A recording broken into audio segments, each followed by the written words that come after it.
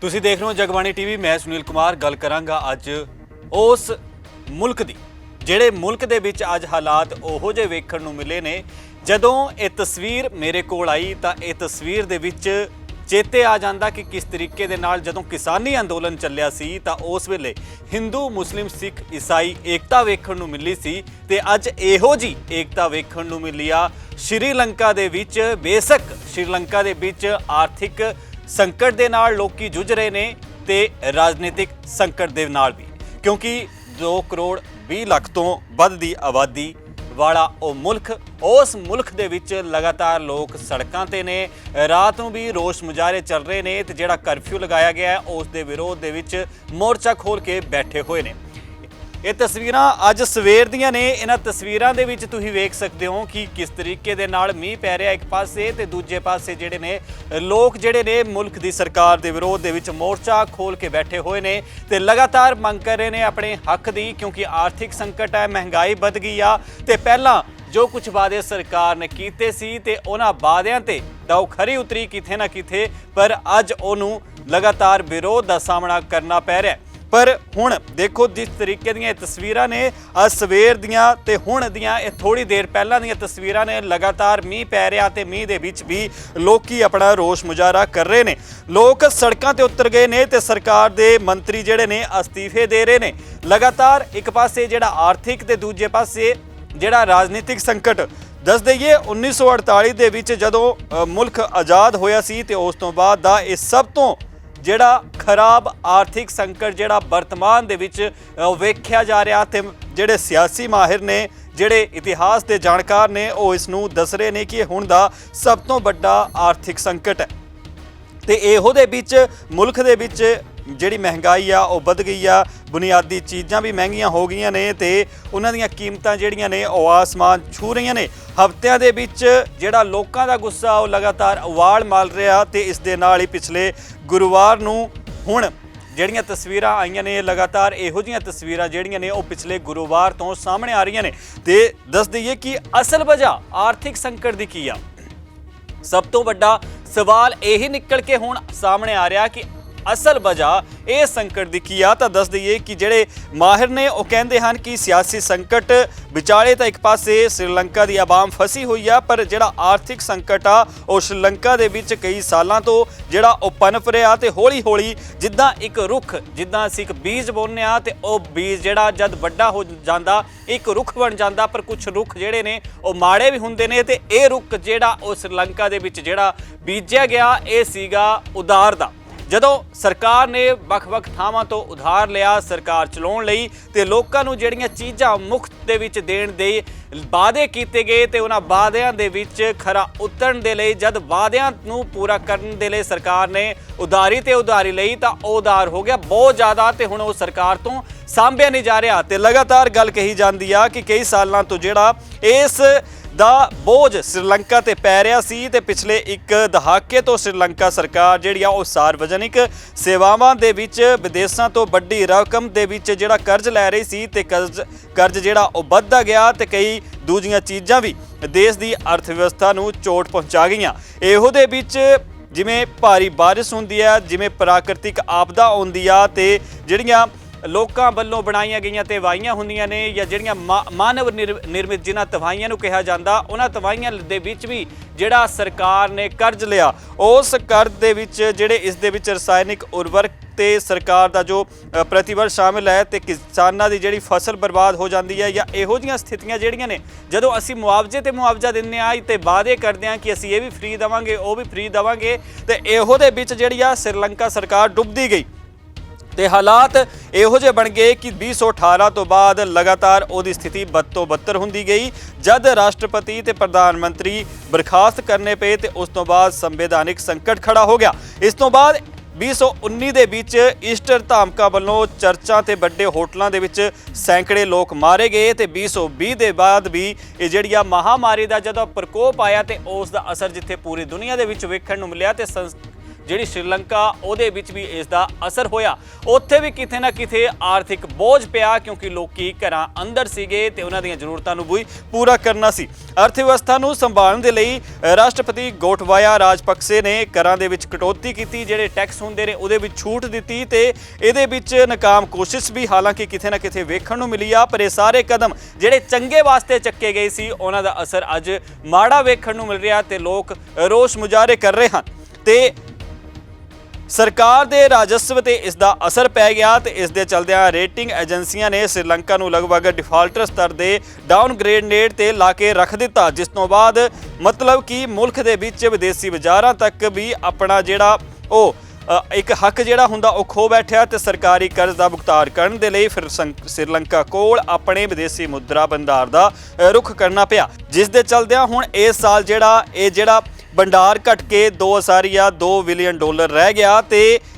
ਇਸ ਤੋਂ ਪਹਿਲਾਂ ਦੱਸ ਦਈਏ ਕਿ 2018 ਦੇ ਵਿੱਚ 6.9 ਬਿਲੀਅਨ ਡਾਲਰ ਜੋ ਸੀਗਾ। ਇਸ ਦੇ ਨਾਲ ਇੰਧਨ ਤੇ ਹੋਰ ਜ਼ਰੂਰੀ ਚੀਜ਼ਾਂ ਦਾ ਜਿਹੜਾ ਆਯਾਤ ਹੁੰਦਾ ਉਸ ਤੇ ਵੀ ਇਸ ਦਾ ਅਸਰ ਪਿਆ ਤੇ ਕੀਮਤਾਂ ਲਗਾਤਾਰ ਵੱਧਦੀਆਂ ਗਈਆਂ। ਇਹਨਾਂ ਸਭ ਤੋਂ ਉੱਤੇ ਸਰਕਾਰ ਨੇ ਮਾਰਚ ਦੇ ਵਿੱਚ ਸ਼੍ਰੀਲੰਕਾਈ ਰੁਪਈਆ ਪਲੋਟ ਯਾਨੀ ਕਿ ਇਸ ਕੀਮਤ ਵਿੱਚ ਵਿਦੇਸ਼ੀ ਮੁਦਰਾ ਬਾਜ਼ਾਰਾਂ ਤੋਂ ਮੰਗ ਕੀਤੀ ਤੇ ਆਪੂਰਤੀ ਦੇ ਆਧਾਰ ਤੇ ਨਿਰਧਾਰਿਤ ਕਰਨ ਦੀ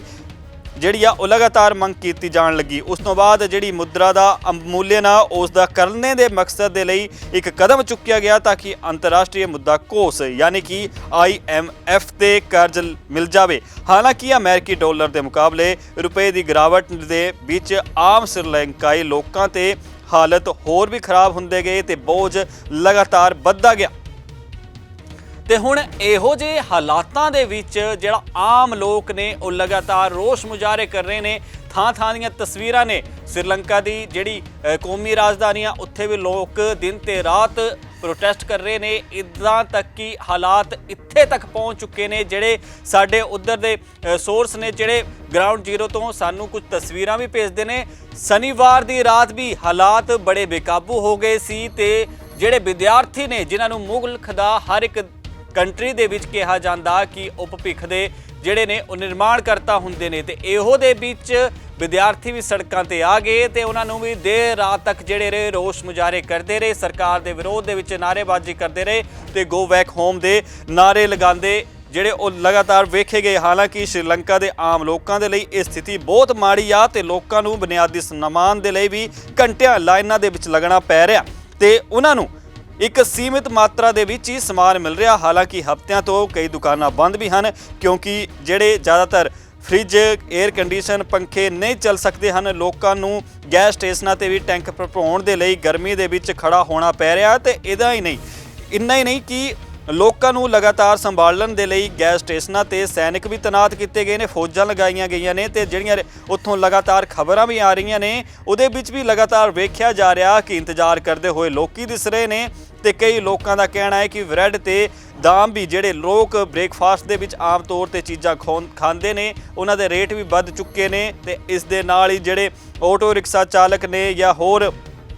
ਜਿਹੜੇ ਗੱਡੀਆਂ ਚਲਾਉਣ ਵਾਲੇ ਨੇ ਉਹਨਾਂ ਨੇ ਵੀ ਆਪਣੇ ਰੇਟ ਵਧਾ ਦਿੱਤੇ ਨੇ। ਮਨਮਾਨੇ ਜਿਹੜੇ ਰੇਟ ਉਹ ਵੀ ਵਸੂਲੇ ਜਾ ਰਹੇ ਨੇ ਤੇ ਪੇਟ ਪਾਲਣ ਦੇ ਲਈ ਲੋਕ ਕੰਮ ਤਾਂ ਕਰਨਾ ਚਾਹੁੰਦੇ ਨੇ ਲੇਕਿਨ ਮਹਿੰਗਾਈ ਦੀ ਮਾਰ ਇੰਨੀ ਪੈ ਰਹੀ ਹੈ ਕਿ ਲੋਕਾਂ ਨੂੰ ਲਾਈਨਾਂ ਦੇ ਵਿੱਚ ਖੜ ਕੇ ਵੀ ਸਮਾਨ ਤਾਂ ਮਿਲ ਰਿਹਾ ਹੈ ਪਰ ਉਸ ਦਾ ਜਾਂ ਤਾਂ ਕੀਮਤ ਉਹ ਦੇ ਨਹੀਂ ਸਕਦੇ ਤੇ ਜੇਕਰ ਕੋਈ ਕੀਮਤ ਦੇਣ ਨੂੰ ਤਿਆਰ ਵੀ ਆ ਤਾਂ ਜਿੰਨੀ ਮਾਤਰਾ ਦੇ ਵਿੱਚ ਸਮਾਨ ਚਾਹੀਦਾ ਉਨੀ ਮਾਤਰਾ ਦੇ ਵਿੱਚ ਮਿਲ ਨਹੀਂ ਰਿਹਾ ਤੇ ਮੱਧਿਆ ਵਰਗ ਦੇ ਜਿਨ੍ਹਾਂ ਲੋਕਾਂ ਕੋਲ ਆਪਣੀ ਸੇਵਿੰਗਸ ਹਨ ਉਹ ਵੀ ਕਾਫੀ ਪਰੇਸ਼ਾਨ ਹਨ ਤੇ ਆਉਂਦੇ ਦਿਨਾਂ ਦੇ ਵਿੱਚ ਉਹਨਾਂ ਨੂੰ ਵੀ ਆਪਣੀਆਂ ਸੇਵਿੰਗਸ ਖਰਚ ਹੋ ਕੇ ਘੱਟ ਹੋ ਜਾਣ ਦਾ ਕਿਤੇ ਨਾ ਕਿਤੇ ਡਰ ਸਤਾ ਰਿਹਾ ਤੇ ਦੂਜੇ ਪਾਸੇ ਲੋਕਾਂ ਨੂੰ ਮਾਨਸਿਕ ਪਰੇਸ਼ਾਨੀ ਇਸ ਤੋਂ ਬਾਅਦ ਜਿਹੜੇ ਲੋਕ ਬਿਮਾਰ ਹਨ ਜਾਂ ਜਿਨ੍ਹਾਂ ਦੀਆਂ ਲਗਾਤਾਰ ਦਵਾਈਆਂ ਚੱਲ ਰਹੀਆਂ ਉਹਨਾਂ ਨੂੰ ਵੀ ਆਪਣੀ ਚਿੰਤਾ ਲਗਾਤਾਰ ਸਤਾ ਰਹੀ ਆ ਕਿਉਂਕਿ ਕਈ ਮੈਡੀਕਲ ਸਟੋਰ ਵੀ ਲਗਾਤਾਰ ਬੰਦ ਹਨ ਤੇ ਆਪੂਰਤੀ ਕਿਤੇ ਨਾ ਕਿਤੇ ਜਿਹੜੀ ਆ ਟਰਾਂਸਪੋਰਟੇਸ਼ਨ ਕਰਕੇ ਵੀ ਬਾਧਾ ਬਣ ਰਹੀ ਆ ਤੇ ਇਹੋ ਦੇ ਵਿੱਚ ਹੁਣ ਪ੍ਰਦਰਸ਼ਨਾਂ ਦੇ ਵਿੱਚ ਜੋ ਕੁਝ ਹਾਲਾਤ ਨੇ ਲੋਕੀ ਲਗਾਤਾਰ ਮੀਂਹ ਦੇ ਵਿੱਚ ਵੀ ਜਿਹੜੀਆਂ ਅੱਜ ਦੀਆਂ ਤਸਵੀਰਾਂ ਸਾਹਮਣੇ ਆਈਆਂ ਨੇ ਮੀਂਹ ਦੇ ਵਿੱਚ ਵੀ ਲੋਕ ਰੋਸ ਮੁਜ਼ਾਹਰੇ ਕਰ ਰਹੇ ਹਨ ਤੇ ਦੂਜੇ ਪਾਸੇ ਜੇਕਰ ਗੱਲ ਕਰੀਏ ਤਾਂ ਹੁਣ ਮੇਨ ਗੱਲ ਆਂਦੀ ਆ ਆਰਥਿਕ ਸੰਕਟ ਦੇ ਅਸਰ ਤਾਂ ਤੁਸੀਂ ਵੇਖ ਲਏ ਸੁਣ ਵੀ ਲਿਆ ਤਸਵੀਰਾਂ ਦੇ ਜ਼ਰੀਏ ਤੇ ਰਿਪੋਰਟ ਕੀ ਕੁਝ ਬਿਆਨ ਕਰ ਰਹੀ ਆ ਲੇਕਿਨ ਜਿਹੜਾ ਰਾਜਨੀਤਿਕ ਸੰਕਟ ਸ੍ਰੀਲੰਕਾ ਦੇ ਵਿੱਚ ਆਇਆ ਹੋਇਆ ਉਹ ਸੰਕਟ ਵੀ ਕਾਫੀ ਹੈਰਾਨ ਕਰਨ ਦੇਣ ਵਾਲਾ। ਕਈ ਵੱਡੇ ਮੰਤਰੀ ਜਿਹੜੇ ਨੇ ਉਹ ਸਾਮੂਹਿਕ ਤਰੀਕੇ ਤੇ ਅਸਤੀਫੇ ਦੇ ਚੁੱਕੇ ਨੇ। 3 ਅਪ੍ਰੈਲ ਨੂੰ ਇੱਕ ਮੰਤਰੀ ਮੰਡਲ ਜਿਹੜਾ ਸ੍ਰੀਲੰਕਾ ਦਾ ਸੀ ਉਹ ਭੰਗ ਕਰ ਦਿੱਤਾ ਗਿਆ ਤੇ ਉਸ ਤੋਂ ਬਾਅਦ ਇੱਕ ਹਫ਼ਤੇ ਦੇ ਦਰਮਿਆਨ ਹੀ ਜਿਹੜੇ 26 ਕੈਬਨਿਟ ਮੰਤਰੀਆਂ ਨੇ ਆਪਣਾ ਅਸਤੀਫਾ ਦੇ ਦਿੱਤਾ, ਆਪਣਾ ਜਿਹੜੀ ਉਹਨਾਂ ਦੀ ਕੁਰਸੀ ਸੀ ਉਹਨੂੰ ਛੱਡਤਾ। ਤੇ ਉਸ ਤੋਂ ਬਾਅਦ ਜਿਹੜੇ ਰਾਸ਼ਟਰਪਤੀ ਦੇ ਭਤੀਜੇ ਸੀਗੇ ਉਹਨਾਂ ਨੇ ਵੀ, ਤੇ ਉਸ ਤੋਂ ਇਲਾਵਾ ਸੋਸ਼ਲ ਮੀਡੀਆ ਤੇ ਵੀ ਬਲੈਕ ਆਊਟ ਦੀ ਆਲੋਚਨਾ ਕੀਤੀ ਗਈ। ਕੇਂਦਰੀ ਬੈਂਕ ਦੇ ਗਵਰਨਰ ਸਣੇ ਕਈ ਜਿਹੜੀਆਂ ਵੱਡੀਆਂ ਹਸਤੀਆਂ ਹਨ ਉਹਨਾਂ ਨੇ ਵੀ ਅਸਤੀਫੇ ਦੇਤੇ ਤੇ ਸਰਕਾਰ ਨੂੰ ਜਿਹੜੇ ਨੇ ਉਹ ਕਈ ਤਰ੍ਹਾਂ ਦੇ ਵਾਅਦੇ ਤਾਂ ਕੀਤੇ ਗਏ ਸੀ, ਲੇਕਿਨ ਜਿਹੜਾ ਸੋਮਵਾਰ ਨੂੰ ਰਾਸ਼ਟਰਪਤੀ ਦੇ ਇੱਕ ਫੇਰ ਬਦਲ ਕਰਨ ਦਾ ਪ੍ਰਯਾਸ ਵੀ ਕੀਤਾ ਗਿਆ। ਉਮੀਦ ਸੀਗੀ ਕਿ ਸ਼ਾਇਦ ਇਸ ਕਦਮ ਦੇ ਚੁੱਕੇ ਜਾਣ ਤੋਂ ਬਾਅਦ ਜਿਹੜੇ ਵਿਰੋਧੀ ਧਿਰਾ ਉਹ ਸ਼ਾਂਤ ਹੋ ਜਾਵੇਗੀ ਤੇ ਕੁਛ ਨਾ ਕੁਛ ਢਿੱਲ ਆਏ ਜਾਏਗੀ ਜਿਹੜੇ ਰੋਸ ਮੁਜ਼ਾਹਰੇ ਲਗਾਤਾਰ ਚੱਲ ਰਹੇ ਹਨ। ਲੇਕਿਨ ਕੈਬਨਿਟ ਦੀ ਪੂਰਨ ਨਿਯੁਕਤੀ ਹੋਣ ਤੱਕ ਅਜੇ ਵੀ ਜਿਹੜੇ ਦੇਸ਼ ਚਲਾਉਣ ਦੇ ਲਈ ਜਿਹੜੀਆਂ ਨਿਯੁਕਤੀਆਂ ਕੀਤੀਆਂ ਗਈਆਂ ਹਨ ਉਹਨਾਂ ਦੇ ਵਿੱਚ ਵੀ ਕੁਝ ਸਥਿਰਤਾ ਅਜੇ ਨਹੀਂ ਆਈ ਆ। ਜਿਹੜੇ ਅਸਥਾਈ ਵਿੱਤ ਮੰਤਰੀ ਹਨ ਉਹਨਾਂ ਨੇ ਵੀ ਆਪਣਾ ਜਿਹੜਾ ਕੁਰਸੀ ਆ ਉਹ ਛੱਡ ਦਿੱਤੀ ਆ, ਉਹਦਾ ਛੱਡ ਦਿੱਤਾ ਤੇ ਉਹਨਾਂ ਨੇ ਕਿਹਾ ਕਿ ਅਹਿਸਾਸ ਹੋਇਆ ਕਿ ਜਿਹੜਾ ਠੋਸ ਕਦਮ ਉਹਨਾਂ ਵੱਲੋਂ ਚੁੱਕੇ ਜਾਣੇ ਸੀ, ਜ਼ਰੂਰਤ ਸੀਗੀ ਉਸ ਦੇ ਵਿੱਚ ਫੇਰ ਬਦਲ ਹੋਣੇ ਚਾਹੀਦੇ ਸੀ, ਲੇਕਿਨ ਫੇਰ ਬਦਲ ਪਾਰਟੀ ਵੱਲੋਂ ਪਹਿਲਾਂ ਹੀ ਕਰ ਦਿੱਤਾ ਗਿਆ। ਉਸ ਨੁਕਸਾਨ ਤੋਂ ਵੀ ਉਹ ਬਚਣ ਦੀ ਕੋਸ਼ਿਸ਼ ਕਰਦੇ ਰਹੇ। ਹਾਲਾਂਕਿ ਕਈ ਸਹਿਯੋਗੀ ਦਲਾਂ ਨੇ ਸਰਕਾਰ ਦੇ ਸਮਰਥਨ ਨੂੰ ਵੀ ਵਾਪਸ ਲੈ ਲਿਆ, ਜਿਸ ਤੋਂ ਬਾਅਦ ਸੱਤਾਰੂੜ ਸ੍ਰੀਲੰਕਾ ਪੀਪਲਸ ਫਰੰਟ ਤੇ ਗਠਬੰਧਨ ਨੂੰ ਵੀ ਲਗਾਤਾਰ ਮੰਗਲਵਾਰ ਤੱਕ ਜਿਹੜੀਆਂ 141 ਸੀਟਾਂ ਦਾ ਨੁਕਸਾਨ ਹੋ ਚੁੱਕਿਆ ਸੀ ਤੇ ਇਸ ਤੋਂ ਬਾਅਦ ਗਠਬੰਧਨ ਕੋਲ ਕੁੱਲ 104 ਸੀਟਾਂ ਹੀ ਬਚੀਆਂ ਸੀ ਤੇ ਉਸ ਤੋਂ ਬਾਅਦ ਵੀ ਉਹਨਾਂ ਨੇ ਜਿਹੜਾ ਲਗਾਤਾਰ ਕਿਤੇ ਨਾ ਕਿਤੇ ਡਰ ਬਣਿਆ ਹੋਇਆ ਕਿ ਉਹ ਆਪਣਾ ਬਹੁਮਤ ਖੋ ਨਾ ਦੇਣ, ਕਿਉਂਕਿ ਜਿਹੋ ਜਿਹੇ ਹਾਲਾਤ ਪਾਕਿਸਤਾਨ ਦੇ ਵਿੱਚ ਬਣ ਗਏ ਨੇ। ਹਾਲਾਂਕਿ ਉੱਥੇ ਆਰਥਿਕ ਸੰਕਟ ਦੀ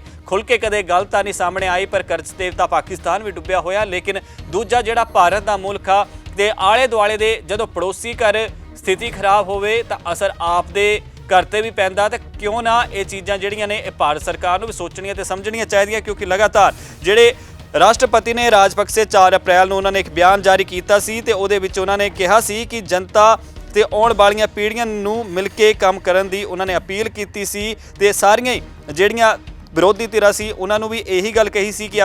ਅਸੀਂ ਰਲ ਮਿਲ ਕੇ ਇਸ ਮੌਜੂਦਾ ਆਰਥਿਕ ਸੰਕਟ ਦੇ ਜਿਹੜੇ ਕੋਈ ਕਾਰਨ ਲੱਭੀਏ ਤੇ ਇਸ ਵੈਸ਼ਵੀ ਕਾਰਨਾਂ ਦੇ ਜ਼ਰੀਏ ਇਹਦਾ ਕੋਈ ਨਤੀਜਾ ਲੱਭੀਏ ਤੇ ਲੋਕਤਾਂਤਰਿਕ ਢਾਂਚੇ ਦੇ ਅੰਦਰ ਰਹਿ ਕੇ ਇਸ ਦਾ ਕੋਈ ਸਮਾਧਾਨ ਕੱਢੀਏ। ਹਾਲਾਂਕਿ ਇਸ ਤੇ ਅਗਲੇ ਦਿਨ ਕੈਬਨਿਟ ਦੇ ਵਿੱਚ ਫੇਰ ਬਦਲ ਦੀ ਘੋਸ਼ਣਾ ਕਰਦੇ ਹੋਏ ਰਾਸ਼ਟਰਪਤੀ ਦਫ਼ਤਰ ਨੇ ਇੱਕ ਬਿਆਨ ਵੀ ਜਾਰੀ ਕੀਤਾ ਸੀ। ਉਹਦੇ ਵਿੱਚ ਰਾਜਪਕਸੇ ਨੇ ਕਿਹਾ ਸੀ ਕਿ ਮੁਲਕ ਦੇ ਸਾਹਮਣੇ ਕਈ ਆਰਥਿਕ ਚੁਣੌਤੀਆਂ ਹਨ ਤੇ ਉਹਨਾਂ ਤੋਂ ਉੱਭਰਨ ਦੇ ਲਈ ਲੋਕਾਂ ਦਾ ਵੀ ਉਹਨਾਂ ਨੇ ਸਮਰਥਨ ਮੰਗਿਆ ਸੀ ਤੇ 6 ਅਪ੍ਰੈਲ ਨੂੰ ਚੀਫ ਗਵਰਨਮੈਂਟ ਜਿਹੜੇ ਬਿਹਿਪ ਜੌਨਸਨ ਫਰਨਾਂਡੋ ਨੇ ਹਨ ਉਹਨਾਂ ਨੇ ਸੰਸਦ ਸੱਤਰ ਦੇ ਦਰਮਿਆਨ ਕਿਹਾ ਸੀ ਕਿ ਰਾਜਪਕਸੇ ਕਿਸੇ ਵੀ परिस्थिति ਦੇ ਵਿੱਚ ਹਨ ਅਸਤੀਫਾ ਨਹੀਂ ਦੇਣਗੇ। ਫਰਨਾਂਡੋ ਨੇ ਇਹ ਵੀ ਕਿਹਾ ਸੀ ਕਿ ਸੱਤਾਰੂੜ ਸਦੱਸਿਆ ਜਿਹੜੇ ਗਠਬੰਧਨ ਦੇ ਵਿੱਚ ਹਨ ਉਹਨਾਂ ਨੇ ਵੀ ਰਾਸ਼ਟਰਪਤੀ ਦੇ ਕਰੀਬੀ ਸਹਿਯੋਗੀ ਜੋ ਵੀ ਹਨ ਉਹਨਾਂ ਦੇ ਤੌਰ ਤੇ ਦੇਖਿਆ ਜਾਵੇ ਤੇ ਇਹ ਸੰਕਟ ਤੋਂ ਸਾਰੇ ਰਲ ਮਿਲ ਕੇ ਜਿਹੜੇ ਨੇ ਅੱਗੇ ਦਾ ਕੋਈ ਸਮਾਧਾਨ ਜਿਹੜਾ ਉਹ ਕੱਢੀਏ। ਲੇਕਿਨ ਇਸ ਸਾਰੇ ਹੀ ਵਿਚਾਲੇ ਹੁਣ ਅੱਗੇ ਦੀ ਰਣਨੀਤੀ ਕੀ ਹੋਏਗੀ, ਕਿਵੇਂ ਸ੍ਰੀਲੰਕਾ ਦੇ ਵਿੱਚ ਉੱਭਰਦੇ ਇਸ ਸੰਕਟ ਨੂੰ ਰੋਕਿਆ ਜਾਏਗਾ। ਲੋਕ ਸੜਕਾਂ ਤੇ ਨੇ, ਗੋ ਬੈਕ ਹੋਮ ਦੇ ਲਗਾਤਾਰ ਨਾਰੇ ਲਗਾ ਰਹੇ ਨੇ, ਰਾਤ ਹੋਵੇ ਦਿਨ ਹੋਵੇ ਹਨੇਰੀ ਹੋਵੇ ਮੀਂਹ ਹੋਵੇ, ਤਸਵੀਰਾਂ ਤੁਸੀਂ ਆਪ ਦੇਖੀਆਂ। ਲੇਕਿਨ ਹੁਣ ਸ੍ਰੀਲੰਕਾ ਸਰਕਾਰ, ਸ੍ਰੀਲੰਕਾ ਦੀ ਆਮ ਆਵਾਮ ਆਉਂਦੇ ਦਿਨਾਂ ਦੇ ਵਿੱਚ ਕੀ ਕਦਮ ਚੱਕੇਗੀ ਅਸੀਂ ਇਹ ਵੀ ਦੱਸ ਦਿੰਦੇ ਹਾਂ। ਤੇ ਸ੍ਰੀਲੰਕਾ ਦੇ ਵਿੱਚ IMF ਨੇ ਵਿੱਤੀ ਸਹਾਇਤਾ ਦੀ ਮੰਗ ਕੀਤੀ ਹੈ ਤੇ ਮਦਦ ਕਰਨ ਵਾਲੇ ਜਿਹੜੇ ਤਾਕਤਵਰ ਹਨ ਉਹਨਾਂ ਸક્ષਮ ਖੇਤਰੀ ਸ਼ਕਤੀਆਂ ਦਾ ਰੁਖ ਵੀ ਕੀਤਾ ਹੈ ਤੇ ਬੀਤੇ ਮਹੀਨੇ ਉਹਨਾਂ ਨੇ ਆਪਣੇ ਇੱਕ ਸੰਬੋਧਨ ਦੇ ਵਿੱਚ ਜਿਹੜੇ ਰਾਸ਼ਟਰਪਤੀ ਰਾਜਪਕਸੇ ਹਨ ਉਹਨਾਂ ਨੇ ਕਿਹਾ ਸੀ ਕਿ ਉਹਨਾਂ ਨੇ IMF ਤੋਂ ਪੈਸਾ ਲੈਣ ਦੇ ਲਈ ਫਾਇਦੇ ਨੁਕਸਾਨ ਬਾਰੇ ਸੋਚਿਆ ਸੀ, ਫਿਰ ਸੰਸਥਾਵਾਂ ਦੇ ਬੇਲ ਆਊਟ ਲੈਣ ਦਾ ਫੈਸਲਾ ਕੀਤਾ ਹੈ, ਜਦਕਿ ਉਹਨਾਂ ਦੀ ਸਰਕਾਰ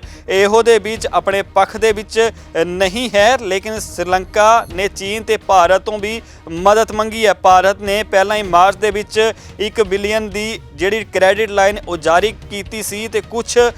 ਵਿਸ਼ਲੇਸ਼ਕਾਂ ਨੇ ਇਸ ਸੰਬੰਧ ਦੇ ਵਿੱਚ ਇੱਕ ਚੇਤਾਵਨੀ ਵੀ ਜਾਰੀ ਕੀਤੀ ਸੀ ਕਿ ਸਹਾਇਤਾ ਸੰਕਟ ਨੂੰ ਹੱਲ ਕਰਨ ਦੀ ਬਜਾਏ ਇਸ ਨੂੰ ਖਿੱਚ ਸਕਦੀ ਹੈ। ਅੱਗੇ ਕੀ ਹੋਏਗਾ ਇਸ ਨੂੰ ਲੈ ਕੇ ਵੀ ਬਹੁਤ ਜਿਹੜੀ ਅਨਿਸ਼ਚਿਤਤਾ ਉਹ ਭਰੀ ਹੋਈ ਆ। ਦੇਸ਼ ਦੇ ਕੇਂਦਰੀ ਬੈਂਕ ਦੇ ਮੁਤਾਬਿਕ ਨੈਸ਼ਨਲ ਕੰਜ਼ਿਊਮਰ ਪ੍ਰਾਈਸ ਇਨਫਲੇਸ਼ਨ ਸਤੰਬਰ ਦੇ ਵਿੱਚ 6.2% ਤੇ ਫਰਵਰੀ ਦੇ ਵਿੱਚ 17.5% यानी लगभग 3 गुणा हो गई है। और ਜਿਹੜੀ ਇਸ ਦੇ ਨਾਲ ਗੱਲ ਕਹੀ ਜਾ ਰਹੀ ਆ ਤੇ श्रीलंका ਦੇ ਇਸ ਸਾਲ ਬਾਕੀ ਵਕਤ ਦੇ ਵਿੱਚ $4 ਬਿਲੀਅਨ ਦਾ ਕਰਜ਼ਾ ਜੇ ਚੁਕਾਣਾ ਹੈ, लेकिन जिस दे विच $1 बिलियन ਦਾ अंतरराष्ट्रीय सोवरेन बॉन्ड भी शामिल है ਤੇ जुलाई ਦੇ ਵਿੱਚ मैच्योर होना है। ਤੇ ਇਸ ਦੇ ਵਿੱਚ ਤੇ ਇਸ ਦੇ ਦਰਮਿਆਨ श्रीलंका ਦੇ ਵਿੱਚ ਵਿਗੜਦੇ ਹਾਲਾਤਾਂ ਦੇ ਵਿੱਚ ਅੰਤਰਰਾਸ਼ਟਰੀ ਜਿਹੜੇ ਪਰਿਆਵੇਖਕ ਹਨ ਉਹਨਾਂ ਨੇ ਵੀ चिंता ਵਧਾ ਦਿੱਤੀ ਹੈ ਤੇ 5 ਅਪ੍ਰੈਲ ਨੂੰ ਇੱਕ ਪ੍ਰੈਸ ਬਰੀਫਿੰਗ ਦੇ ਵਿੱਚ ਕਿਹਾ ਸੀ ਕਿ ਸੰਯੁਕਤ ਰਾਸ਼ਟਰ ਮਾਨਵ ਅਧਿਕਾਰ ਦੇ ਉੱਚਾਯੁਕਤ ਉਹਨਾਂ ਵੱਲੋਂ ਇਹ ਜਾਰੀ ਕੀਤੀ ਗਈ ਸੀ ਤੇ ਉਹਨਾਂ ਨੇ ਕਿਹਾ ਸੀ ਕਿ